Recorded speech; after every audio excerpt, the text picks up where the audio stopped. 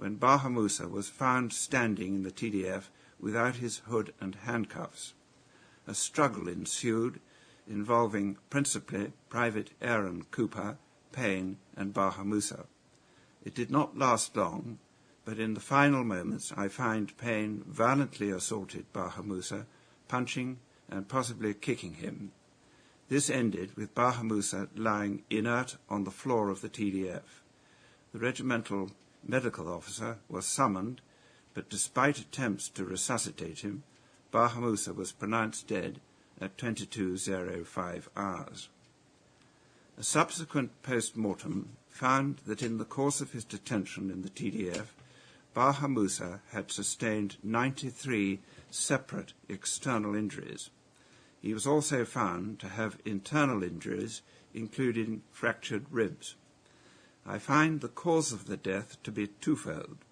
Firstly, Baha Mousa had been made vulnerable by a range of factors, namely lack of food and water, the heat, rhabdomyolysis, acute renal failure, exertion, exhaustion, fear, and multiple injuries. Both stress positions, which are a form of exertion, and hooding, which obviously must have increased Baha Mousa's body temperature, contributed to these factors. Secondly, against the background of this vulnerability, the trigger for his death was a violent assault consisted of punches, being thrown across the room, and possibly of kicks. It also involved an unsafe method of restraint, in particular being held to the ground in an attempt to reapply plaster cups.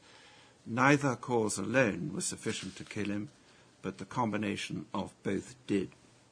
My judgment is that they constituted an appalling episode of serious, gratuitous violence on civilians, which resulted in the death of one man and injuries to others.